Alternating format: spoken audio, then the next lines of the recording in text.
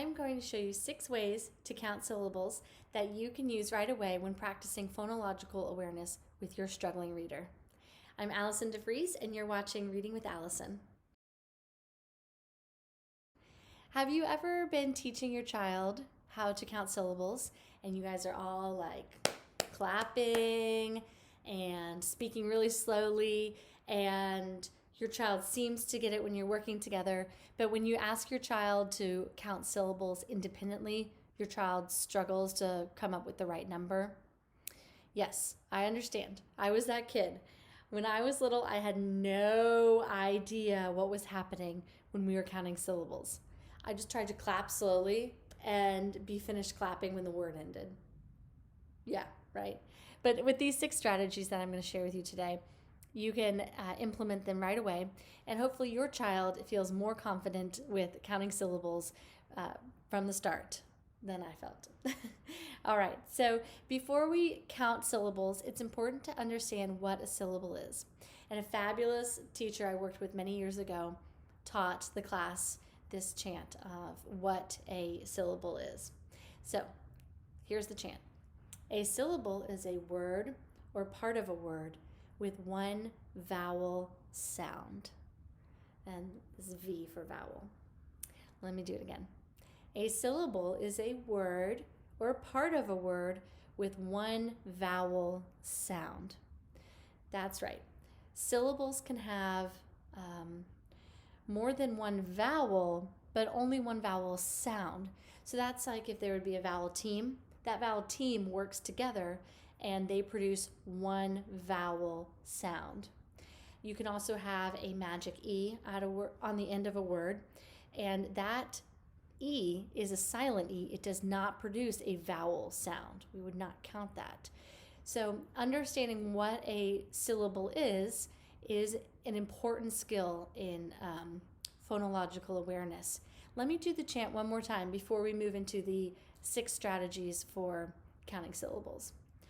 A syllable is a word or part of a word with one vowel sound. So let's get started talking about 6 different strategies you can use. I'm going to share 5 counting methods that are great for everybody, and 1 counting method that's better for older students, about 4th or 5th grade and older. The first method is my favorite, and it is punching out syllables. So you hold up your arms, and for each syllable you punch the syllable that you're hearing. And when you punch, you lift up 1 finger for each syllable that's counted. So let me give you a demonstration with the word alligator. Alligator. Each time I punched, I lifted up a finger, and the resulting number of fingers is the resulting syllable count. So there are 4 syllables in the word alligator. That is my favorite. It's nice, big body movements, and sometimes children aren't feeling that, and they like to do T-Rex arms, so that might be fun for your child. Alligator, T-Rex arms. But either way, punching out syllables is a great way to count them. The next strategy is the good old clapping strategy. You're clapping out the syllables. So with this strategy, the caution is to make sure that your child has some method for counting the syllables. That's typically where I see the clapping strategy result in an incorrect answer, because they'll clap out alligator and they'll say 3, whereas there are actually 4 syllables. And watch your child carefully here, because they might be clapping correctly and just reporting the wrong number. So there's the good old clapping strategy. Come up with some way to count the syllables while you're clapping. Another strategy for counting syllables is by feeling your jaw move with each syllable. Because each syllable has 1 vowel sound in it, and because vowels are made when your mouth is open, allowing air to move freely through your mouth and your throat, your mouth is going to open larger and wider when you are saying a syllable. So you can count on your chin, you can feel your jaw move over here if you like that. Either way, with whichever strategy you choose, make sure you have some method to count the syllables, just like in the clapping strategy and the punching strategy. And your child may want to watch you do it, or watch your mouth, or even feel your mouth for some practice, and that's okay too. So let's do it on the word alligator. Alligator. 4 syllables. All right, we've covered punching, clapping, and the jaw movement. The 4th strategy is stomping your feet. Some students might like this because their feet are often under a desk or under a table, and maybe it's a little bit more private for them. So with each syllable, you would stomp your feet, and you can count on your fingers again. So it would sound like this for alligator. Alligator. I used my hand on the floor, but you get the point. Stomping your feet. The next syllable counting strategy is very simple, and it's good for students that don't like all these body movements. It's simply counting syllables on your finger. Alligator. And in fact, that's, I think, how adults do it. I think we start out when we're learning this skill using large body movements, and then we move into smaller body movements such as counting on your fingers.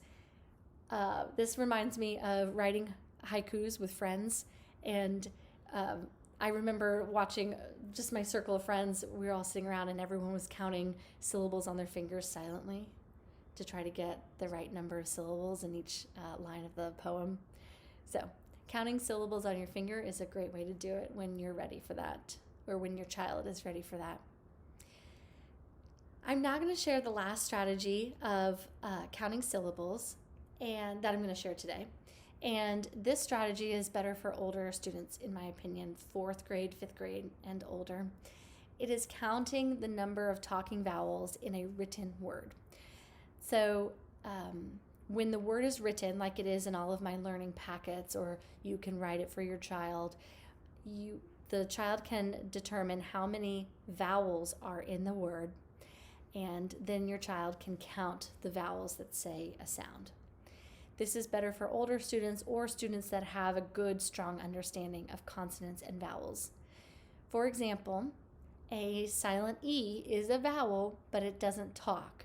So you want to make sure your child knows not to underline a silent E. So in the word alligator, there are 4 vowels. They all say a sound, and just by underlining those vowels, you can see how many syllables there are. This goes back to our definition of a syllable. A syllable is a word or part of a word with 1 vowel sound. So when they see the vowel sound, they know that's a syllable automatically. You can demonstrate this skill to your students by showing them words that have vowel teams, or words that have magic E's, silent E's, and sharing with them that there's only 1 talking vowel there. It's the vowel team working together, or it is the vowel that comes in front of or before the magic E, the silent E. So let's see if we can review all 6 of those syllable counting methods. Punching, clapping, moving your jaw, counting with your fingers, stomping your feet, and counting the vowels. Got them. So use those 6 ways to help your child learn how to count syllables on the first session. And if you are having trouble carving out time in your schedule to work with your child on these important phonological awareness skills, I want you to download my Finding Time worksheet. You can find it at allisondefrees.com/time, and I'll link to it below. And using that worksheet, you'll be able to consistently carve out time to work with your child on all of these skills. Well, that's it. I hope this video was helpful for you. And as always, happy reading.